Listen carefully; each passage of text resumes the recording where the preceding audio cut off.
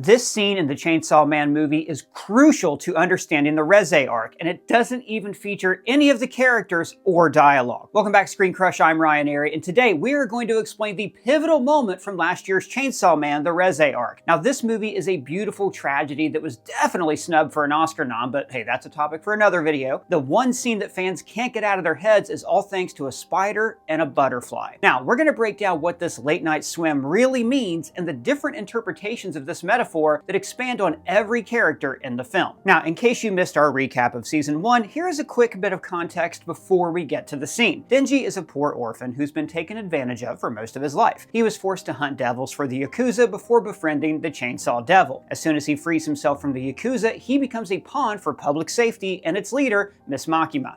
Which means woof or yes are all you say. Things like no don't come out of my dogs. Now, because of his upbringing, Denji chases what he believes is a luxurious life that is really just the bare minimum. He is content risking his life for public safety as long as he's fed and housed. His growth is so stunted that he believes bread with jam and sleeping on a couch is living it big. His perception of love is also broken. Denji literally falls in love with any girl who shows him a bit of kindness. At the beginning of the movie, Denji questions whether or not he has a human heart since the constant devil fighting and the deaths of his friends make him feel numb. And this is when we get to meet Reze, a cute girl that he becomes enamored with. Now, because of his dedication to Makima, Denji wants to refuse this call, but he and Reze bond over the course of a week. Sound like a little kid. Denji loves Makima, but is aware on some level that she doesn't respect him or his autonomy. Reze is the first girl to show him sympathy and express that he deserves to live a normal life. The two of them sneak into a high school at night so Denji can experience what normal education is like for the first time. They decide to dip into the pool, which brings us to the scene. So the scene comes in a third of the way through the movie, which is usually where the hero breaks through the first threshold, gaining new allies and enemies. Think Tony Stark deciding to build the Mark I suit or Luke leaving with Obi-Wan. Up until this point, Denji believes that he is staying loyal to Makima. He refuses to swim because he thinks it'll betray his first love, but he says to Reze, "I hate to tell you, but I don't really swim." Which is true. However, Reze's response solidifies her as a new ally and a mentor for Denji. I'll teach you. So Denji jumps in and the two splash around before Reze starts teaching him how to swim. Now, the scene cuts between them and a butterfly caught in a spider's web, symbolizing many things, but mainly how Denji and Reze have fallen for each other. The predator and prey don't just mirror Denji and Reze in this moment, but also represent their entire relationship dynamic. In both scenes, the spider, the butterfly, and our two main characters are surrounded by water, doing something seemingly innocent like splashing around or eating, with the prey falling into a trap. These characteristics also apply to their first meeting, hiding from the rain, and their last embrace in the ocean. Now, Reze and Denji don't work out in the end, but she did give Denji a desire to learn and want more for himself. Combine that with his love for snacks, and Denji really should have gotten himself a Tokyo Treat box. They're the sponsor of this video. Tokyo Treat is an exclusive monthly snack box with authentic Japanese snacks. Let's take a look at what's in this one. Now, every month, their boxes are themed with limited edition chips, noodles, and treats straight from Japan-owned stores. Each box also includes a cultural booklet to let you know the significance of each item, allergy information, and insights into Japanese culture. Okay, so let's try some out. Let's see. Sweet potato pie, can't get that in America. I love chocolate, but there's usually a Kit Kat. There it is. They always have the best Kit Kats in Japan that you can't get in the States. So I go here to the page where I can read about the strawberry shortcake Kit Kat. Says, creamy white chocolate and tangy pops of strawberry flavor come together for an irresistible treat. I can't wait. See, I love Kit Kats, and I love that in Japan, they have all these different flavors, but you just can't find them anywhere in the US. Why don't they make this in America? This is amazing. But I also want to try something savory, so let's see what we have here. These are black pepper biscuits. Says here they are lightly sweet, crispy, and balanced with a gentle black pepper kick. These biscuits mix the best of both worlds. One bite, you and your sweetheart will be racing for one another in no time. Let's try it out.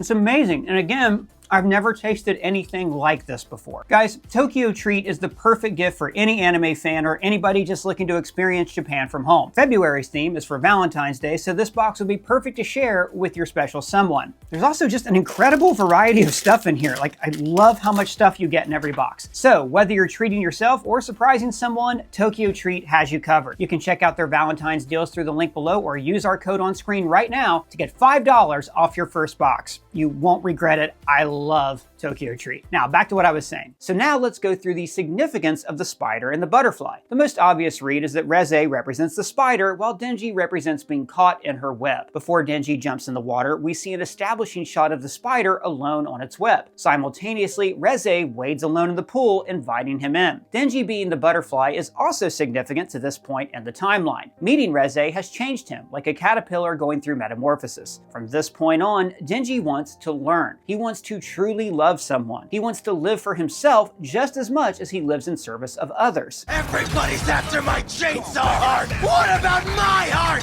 Denji's heart! Reze fits the spider because we soon learn that she's a trap. Her chance meeting with Denji was all orchestrated because she wants to steal the chainsaw heart that is inside of him. The spider is about to kill the butterfly, which plays into Reze's allegory about the country mouse and the city mouse. They were talking about mice now? Yes, but specifically the Aesop's fable, the town mouse and the country mouse. The fable essentially asks which lifestyle is better. The country mouse lives a simple but happy life, but they can't enjoy the luxuries that the city mouse has. And while the city mouse lives more lavishly, they are in constant danger from cats or humans. Would you rather be the country mouse or the city mouse? Reze brings up the fable shortly after the pool scene and likens herself to the country mouse, while Denji says the city life is where it's at. However, both of the characters are fooling themselves. Reze is quick to point out that Denji's idea of city life is the bare minimum, just food in a futon like I said earlier. That's like the bare minimum standard of living in Japan.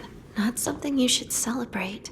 In that way, Denji is actually a country mouse who thinks that he's a city mouse. And the opposite is true for Reze. This ties back into the spider and the butterfly. This is specifically a monarch butterfly. Monarchs are poisonous because of their milk dew diet, which fits how Denji affects Reze. Now, we learned at the end of the movie that Reze is a Russian spy who was raised in a Winter Soldier-esque program. Her mission was to take Denji's heart, but she decides to run away with Denji. Now, Makima stops her before she finds Denji, but the mere fact that Reze was looking for him means that her plan backfired. Entrapping Denji and making him fall for her, she got too close to the sun and fell for him, just like a predator being poisoned by their prey. We believe Reze when she says she prefers the country mouse, and then her downfall is in the moment that she tried to be a city mouse and took a big risk for the sake of her own happiness. Even though their plan was to run away to the countryside, Reze's hope that Denji quits public safety is a luxury belonging to a city mouse. This fable also applies to the other duo in the movie, Aki and the Angel Devil. They are both forced to be city mice, with Aki being a slave to his own revenge and Angel being forced to work for Makima. Angel desperately wants to be a country mouse, which will be important in a second. Both storylines imply that the choice between the two lifestyles is irrelevant. In the end, the idea of being with Denji infects or poisons Reze into being a city mouse, and the duo who kill Reze reflect the same idea. Makima, a city mouse, makes Angel kill Reze. Remember, the Angel Devil wishes to be a country mouse, just like Reze. So this is really two country mice being turned into city mice by Makima and Denji. There is a difference in the method, with Angel's ambitions being a result of Makima's threats and Reze's ambitions being unknown to Denji. Now, throughout the movie, there's an emphasis on the subject of eating through Denji. Side of ice cream?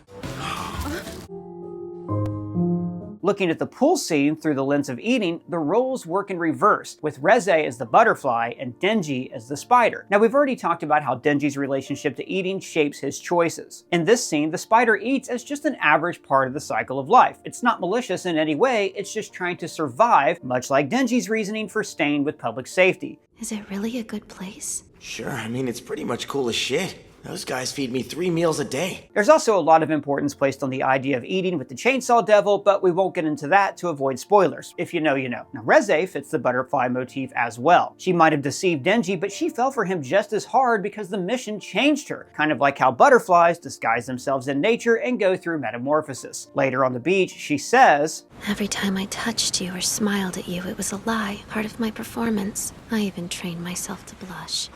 which reveals more about the program that she was in. Now, what kid needs to teach themselves to blush? This tells us that Reze's childhood was similar to Denji's, one of a child soldier. We see how feared Reze is when the Typhoon Devil acknowledges her as, Forgive me. I didn't know you were here, Lady Reze.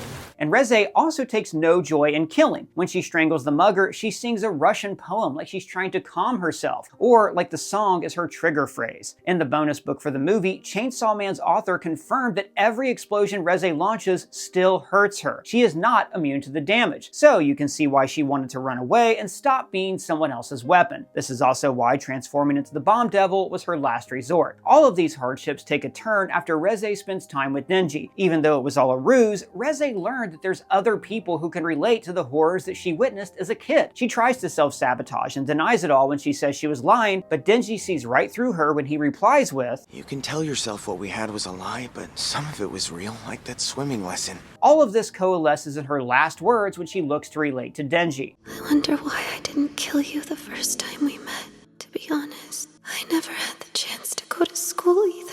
Both of them are the same, never enjoying the true luxuries of the city mouse or the comfort and safety of the country mouse. They're both just prey, right to the end. Reze also fits the poisonous butterfly angle because her absence saddens Denji and sends him right back into public safety's hands. So no matter how you look at it, the movie and this allegorical scene end in tragedy. Both Denji and Reze are doomed to fail, but there's one character who we're forgetting about, and that is Ms. Makima. During Reze's death, Makima reveals to us that she has some sort of omnipotence that lets her watch Reze and Denji's budding romance. Now we know this because she enters the alleyway saying, I'm quite fond of the country mouse, too. Which the theater scene earlier in the movie supports. The movie also frames some of its scenes through circles or through small animals, almost like Makima was watching through the camera or the mice. During the opening sequence, Iris Out, the spiral motif from Makima's eyes is repeated over and over in the background of the visuals, representing the way that she is always watching. In the final scene, it's also revealed that Makima seems to have some kind of connection or control over the mice that appear in the alleyway. This shows us that in the end, it doesn't matter whether Reze, Denji, or the rest are city or country mice, Makima has power over them either way. The anime and the movie make clear that Makima is the current apex predator, so she fits the spider easily. In this scenario, Denji is Makima's web and Reze symbolizes the monarch butterfly. Now while she considers herself a country mouse, Makima is actually closer to the cat or human in the original fable since she represents an external force here and in the anime.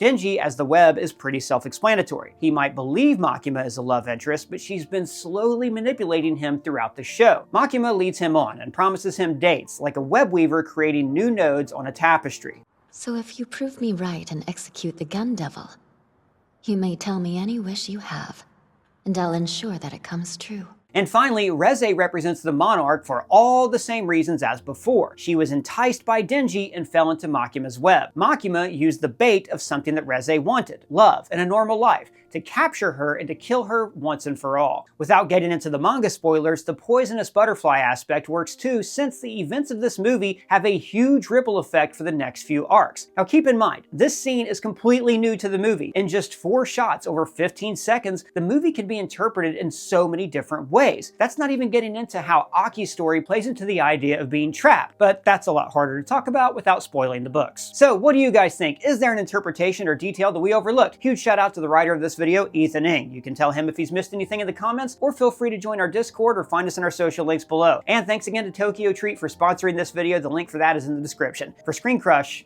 I'm Ryan Airy.